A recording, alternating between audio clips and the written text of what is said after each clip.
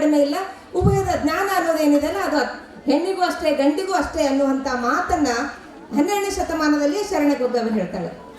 ಅದೇ ರೀತಿಯಾಗಿ ಹೆಣ್ಮಕ್ಳ ಒಂದು ಸಂಘಟನೆ ನಮಗೆ ಯಾಕಬೇಕು ಅಂತಂದ್ರೆ, ಹೆಣ್ಣು ಮಕ್ಕಳ ನೋವುಗಳು, ಹೆಣ್ಣು ಮಕ್ಕಳ ನಲಿವುಗಳಿರ್ಬೋದು, ಹೆಣ್ಣು ಮಕ್ಕಳ ಸಮಸ್ಯೆಗಳಿರ್ಬೋದು, ಈ ಎಲ್ಲ ಸಮಸ್ಯೆಗಳನ್ನ ಅರ್ಥ ಮಾಡಿಕೊಳ್ಳುವುದಕ್ಕೆ ಒಂದು ಮಾತೃ ಹೃದಯ ಅಂತ ನಮಗೆ ಬೇಕೇ ಬೇಕು. ಅದನ್ನ ಬಲು ಬೇಗ ಅಂದ್ರೆ ತುಂಬಾ ಬೇಗ ಅರ್ಥ ಆಗೋದು ಮಹಿಳೆಯರಿಗೆ ಮಾತ್ರ. ಆ ಕಾರಣಕ್ಕಾಗಿ ನಮಗೆ ಒಂದು ಸಂಘಟನೆ, ಒಂದು ವೇದಿಕೆ ಅಂತ ನಮಗೆ ಬೇಕೇ ಬೇಕು ಅಂತ ಮೊಟ್ಟ ಮೊದಲು ಅಂದ್ರೆ ಯೋಚನೆ ಮಾಡಿ ನಮ್ಮ ರಾಜ್ಯಾಧ್ಯಕ್ಷರಾಗಿರ್ತಕ್ಕಂಥ ರೋಶ್ನಿ ಮೇಡಮ್ ಅವರು ಅಖಿಲ ಕರ್ನಾಟಕ ಸರ್ಕಾರಿ ಮಹಿಳಾ ನೌಕರರ ಸಂಘವನ್ನ ಕಟ್ತಾರೆ. ಅದು ಎಲ್ಲಾ ಜಿಲ್ಲೆಗಳಲ್ಲೂ ಈಗ ನಮ್ಮ ಒಂದು ಜಿಲ್ಲಾ ಘಟಕಗಳಾಗಿರೋದು ತುಂಬಾ ಖುಷಿಯ ವಿಚಾರ. ನಮ್ಗೆಲ್ರಿಗೂ ಬಹಳ ಸಲ ಅನಿಸ್ತದೆ, ಎಲ್ಲೋ ಯಾವುದೋ ಮೂಲೆಯಲ್ಲಿ ಯಾರೋ ಹೆಣ್ಮಗಳ ಮೇಲೆ ಅನ್ಯಾಯ ಆಗಿರ್ತದೆ, ಯಾರೋ ಹೆಣ್ಮಗಳ ಮೇಲೆ ಅತ್ಯಾಚಾರ ಆಗಿರ್ತದೆ, ಯಾರೋ ಸರ್ಕಾರಿ ನೌಕರ ಮಹಿಳೆಯರ ಮೇಲೆ ಹಲ್ಲೆ ಆಗಿರ್ತದೆ, ಎಲ್ಲೋ ಮಹಿಳಾ ವೈದ್ಯರ ಮೇಲೆ ಹಲ್ಲೆ ಆಗಿರ್ತದೆ, ಮತ್ತೆಲ್ಲೋ SDMC ಅಂದ್ರೆ ಊರಲ್ಲಿ ಇರ್ತಕ್ಕಂಥವ್ರು ಯಾರೋ ಶಿಕ್ಷಕರ ಮೇಲೆ ಹಲ್ಲೆ ಮಾಡಿರ್ತಾರೆ. ಅವಾಗೆಲ್ಲ ನಮಗನಿಸ್ತದೆ ನಾವೇನಾದ್ರೂ ಮಾಡ್ಬೇಕಲ್ಲ ಅಂತ. ಆದ್ರೆ ನಾವು ಒಬ್ಬರೇ ಏನೂ ಮಾಡೋಕ್ಕಾಗಲ್ಲ. ನಾವೇ ಒಂದ್ ಕಡೆ ಕೂತ್ಕೊಂಡು ಒಂದು ಕವನನೋ ಒಂದು ಕವಿತೆನೋ ಮತ್ತೊಂದು ಇನ್ನೊಂದು ಬರೆದು ಫೇಸ್ಬುಕ್ ಇನ್ಸ್ಟಾಗ್ರಾಮ್ ಅಲ್ಲಿ ಹಂಚ್ಕೊಂಡು ನಮಗೆ ನಾವು ಸಮಾಧಾನ ಹೇಳ್ಕೊಳ್ತೀವಿ ಹೊರತಾಗಿ ನಾವು ಏನೂ ಮಾಡ್ಲಿಕ್ಕಾಗಲ್ಲ.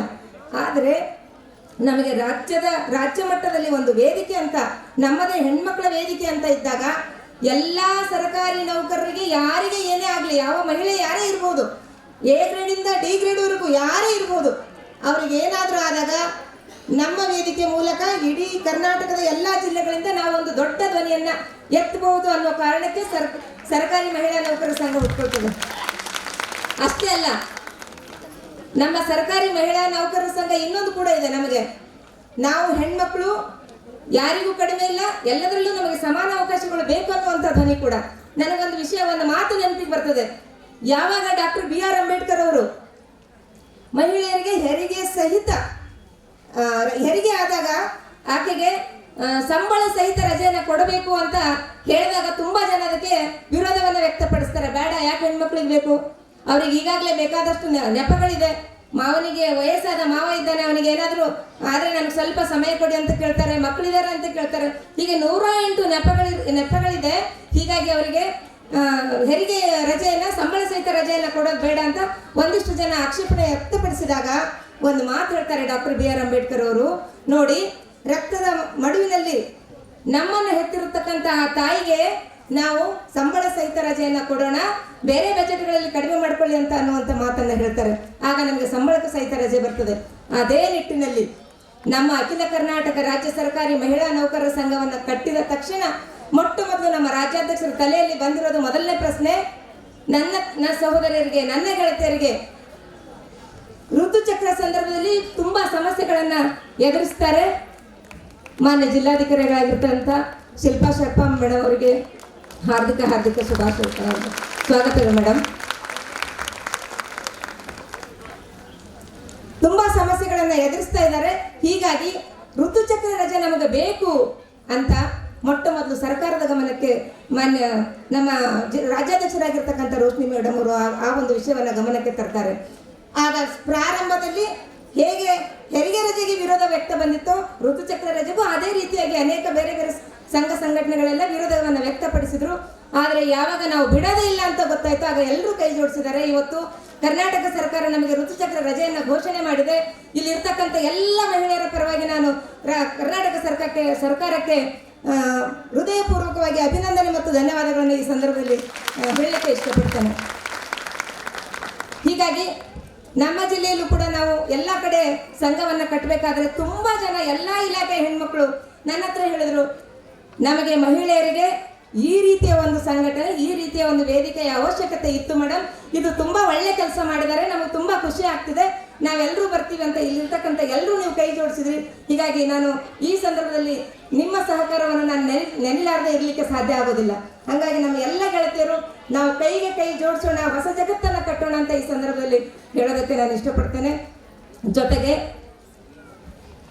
ನಾವು ಮುಖ್ಯವಾಗಿ ಈ ಸಂದರ್ಭದಲ್ಲಿ 1-2-3 ಬೇಡಿಕೆಗಳನ್ನು ಇಡ್ತಾ ಇದ್ದೀವಿ. ವೇದಿಕೆ ಮೇಲೆ ಮಾನ್ಯ ಜಿಲ್ಲಾಧಿಕಾರಿಗಳಾಗಿರ್ತಕ್ಕಂಥ ಶಿಲ್ಪಾ ಶರ್ಮಾ ಮೇಡಮ್ ಅವರಿದ್ದಾರೆ. ತುಂಬಾ ಸಹಕಾರವನ್ನು ನಮಗೆ ಕೊಟ್ಟರು. ನಾವು ಜಿಲ್ಲಾಧಿಕಾರಿಗಳ ಕಚೇರಿಗೆ ಹೋದಾಗ ತುಂಬಾ ಪ್ರೀತಿಯಿಂದ ನಮ್ಮನ್ನು ಸ್ವಾಗತಿಸಿ, ನಮಗೆ ಆಯ್ತು ಹೇಳಿ ಏನು ಅಂತ ಮಾತಾಡಿಸಿ ಒಂದು ಆತ್ಮೀಯತೆಯನ್ನು ಅವರು ನಮಗೆ ತೋರಿ ನಮಗೆ ನಮಗೆ ಇವತ್ತು ಓಡಿ ಸೌಲಭ್ಯವನ್ನು ಕೂಡ ಅವರು ಕೊಟ್ಟಿದ್ದಾರೆ. ನಾನು ಈ ಸಂದರ್ಭದಲ್ಲಿ ನಮ್ಮ ಜಿಲ್ಲಾ ಘಟಕ ಮತ್ತು ರಾಜ್ಯ ಘಟಕದಿಂದ ಅವರಿಗೂ ಕೂಡ ಹೃದಯಪೂರ್ವಕವಾಗಿರ್ತಕ್ಕಂಥ ಒಂದು ಅಭಿನಂದನೆ ಮತ್ತು ಈ ಸಂದರ್ಭದಲ್ಲಿ ನಾನು ಹೇಳಬಾರ್ದು, ಪ್ರಾರಂಭದಲ್ಲಿ ಧನ್ಯವಾದ ವಂದನೆ ಅರ್ಪಣೆ ಮಾಡ್ತಿದ್ದೀರಾ ಅಂತ ಕೇಳ್ತೀರಾ, ಆದರೆ ನಾನು ಹೇಳಲೇಬೇಕು ಮೇಡಮ್. ತಮಗೆ ಅನಂತ ಅನಂತ ಧನ್ಯವಾದಗಳು.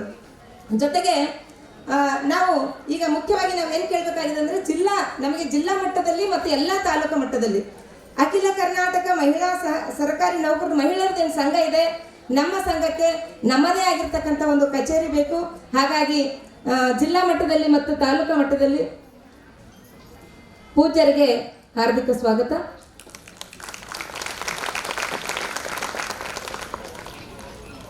ಜಿಲ್ಲಾ ಮಟ್ಟ ಮತ್ತು ನಮ್ಮ ಎಲ್ಲ ತಾಲೂಕು ಮಟ್ಟದಲ್ಲಿ ನಮ್ಮ ತಾಲೂಕು ಮತ್ತು ಜಿಲ್ಲಾ ಕಚೇರಿಗೆ ನಮ್ಮದೇ ಆಗಿರ್ತಕ್ಕಂಥ ಒಂದು ಆಫೀಸ್ ಬೇಕು. ಹಾಗಾಗಿ ಆ ಒಂದು ವ್ಯವಸ್ಥೆಯನ್ನು ನಮಗೆ ಮಾಡಿಕೊಡ್ಬೇಕು ಅಂತ ಮೇಡಮ್ ಅವ್ರ ಹತ್ರ ಈ ಸಂದರ್ಭದಲ್ಲಿ ಕೇಳ್ತಾ ಇದ್ದೀನಿ. ಯಾವುದೇ ಇಲಾಖೆ ಇರ್ಬೋದು, ಕ್ರೀಡಾ ಇಲಾಖೆ ಇರ್ಬೋದು, ಅಥವಾ ಒಟ್ಟಾರೆ ನಮಗೆ ಎಲ್ರಿಗೂ ಅನುಕೂಲ ಆಗುವಂಥ ಒಂದು ಪ್ಲೇಸಲ್ಲಿ ನಮಗೆ ಒಂದು ಕಚೇರಿಯ ವ್ಯವಸ್ಥೆ ಮಾಡಿಕೊಡ್ಬೇಕು ಅಂತ ಈ ಸಂದರ್ಭದಲ್ಲಿ ನಾನು ಕೇಳ್ತಾ ಇದ್ದೇನೆ. ಮುಖ್ಯವಾಗಿ ನಮಗೆ ಇನ್ನೂ ಒಂದಿಷ್ಟು ಬೇಡಿಕೆ ಇದೆ. ಆ ಬೇಡಿಕೆಯಲ್ಲಿ ನನಗೆ ರಾಜ್ಯಾಧ್ಯಕ್ಷರು ತಮ್ಮ ಪ್ರಾಸ್ತಾವಿಕ ನುಡಿಯಲ್ಲಿ ಅದನ್ನು ಹೇಳ್ತಾರೆ, ನಾನು ಈ ಸಂದರ್ಭದಲ್ಲಿ ಹೇಳೋದಿಲ್ಲ. ಒಟ್ಟಾರೆಯಾಗಿ ನಮ್ಮ ಜಿಲ್ಲೆಗೆ, ನಮ್ಮ ಹೆಣ್ಮಕ್ಳಿಗೆ ಮಹಿಳಾ ಸಂಘಟನೆಯ ಅವಶ್ಯಕತೆ ಇತ್ತು. ನಮ್ಮ ನೋವುಗಳು, ನಮ್ಮ ನಲಿವುಗಳನ್ನು ಹಂಚಿಕೊಳ್ಳಕ್ಕೆ ಒಂದು ವೇದಿಕೆ ಬೇಕಾಗಿತ್ತು. ಆ ವೇದಿಕೆ ರಾಜ್ಯ ಮಟ್ಟದಲ್ಲಿ ಎಲ್ಲ ಜಿಲ್ಲೆಯಲ್ಲಿ ಇದನ್ನು ಕಟ್ಟಿದ್ದಾರೆ. ಹಾಗಾಗಿ ನನಗೆ ತುಂಬ ಖುಷಿ ಆಗ್ತಿದೆ, ನೀವೆಲ್ಲರೂ ನನ್ನ ಕೈ ಜೋಡಿಸಿದಿರಿ. ಇದೇ ರೀತಿ ಮುಂದೆ ನಾವು ಈ ಒಂದು ಸಂಘವನ್ನು ತುಂಬ ಚೆನ್ನಾಗಿ ಕಟ್ಕೊಂಡು ಹೋಗೋಣ. ತುಂಬ ಜನ ಹೇಳ್ತಾರೆ ಹೆಣ್ಣಿಗೆ ಹೆಣ್ಣು ವೈರಿ ಅಂತ.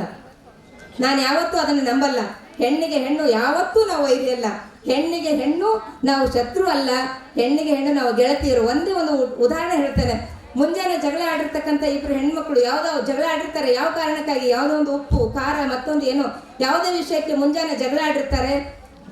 ಮಧ್ಯರಾತ್ರಿಯಲ್ಲಿ ಅದೇ ಜಗಳ ಆಡಿರುವ ಪಕ್ಕದ ಮನೆ ಆಂಟಿಗೆ ಹೆರಿಗೆ ನೋವು ಪ್ರಾರಂಭ ಆದಾಗ ಮುಂಜಾನೆ ಜಗಳ ಆಡಿರ್ತಕ್ಕಂಥ ಅದೇ ಗೆಳತಿ ಎಲ್ಲವನ್ನ ಮರೆತು ತನ್ನ ಮಕ್ಕಳನ್ನ ಮನೆಯಲ್ಲಿಟ್ಟು ಹೊರಗಡೆ ಕೀಲಿ ಹಾಕೊಂಡು ಮುಂಜಾನೆ ಯಾರ ಜೊತೆ ಜಗಳ ಆಡಿದಳೋ ಅವಳ ಹೆರಿಗೆ ಆಗ್ತದೆ ಈಗ ಅಂತ ಅವಳ ಜೊತೆ ಹೊರಡ್ತಾಳೆ. ಹಾಗಾದ್ರೆ ನಾವು ಹೆಣ್ಣಿಗೆ ಹೆಣ್ಣು ಶತ್ರು ಹೇಗಾಗ್ತೀವಿ? ನಾವು ಶತ್ರು ಅಲ್ಲ, ನಾವು ಗೆಳತಿಯರು ಅಂತ ಈ ಸಂದರ್ಭದಲ್ಲಿ ಹೇಳ್ತಾ, ಜಡೆ ಕೂಡಲ್ಲ ಅನ್ನೋದನ್ನ ನಾವು ಸುಳ್ಳು ಮಾಡಿ ನಾವು 1000 ಜಡೆಗಳು ಕೂಡಿದ್ರು ನಮ್ಮ ಮಧ್ಯೆ ಯಾವುದೇ ಜಗಳ ಬರಲ್ಲ. ನಾವು ಜಗತ್ತಿಗೆ ಪ್ರೀತಿಯನ್ನ ಕೊಟ್ಟವರು, ಜಗತ್ತಿಗೆ ಪ್ರೀತಿ ಮತ್ತು ಕರುಣೆಯನ್ನು ಸಾರಿದವರು. ತಾಯಿ ಒಂದು ಮಾತೃ ಹೃದಯ ಅನ್ನೋದೇನಿದೆಯಲ್ಲ ಅದು ಅತ್ಯಂತ ಶ್ರೇಷ್ಠವಾಗಿರ್ತಕ್ಕಂಥದ್ದು ಅಂತ ಈ ಸಂದರ್ಭದಲ್ಲಿ ಹೇಳಿ ನಾನು ಜಾಸ್ತಿ ಮಾತಾಡೋದಿಲ್ಲ. ನಮ್ಮ ಸಂಘವನ್ನು ತುಂಬ ಚೆನ್ನಾಗಿ ನಾವು ಬೆಳೆಸ್ಕೊಂಡು ಹೋಗೋಣ ಅನ್ನುವಂಥ ಮಾತನ್ನು ಹೇಳಿ ನಾನು 2 ಮಾತುಗಳನ್ನು ಮುಗಿಸ್ತೇನೆ. ಧನ್ಯವಾದಗಳು.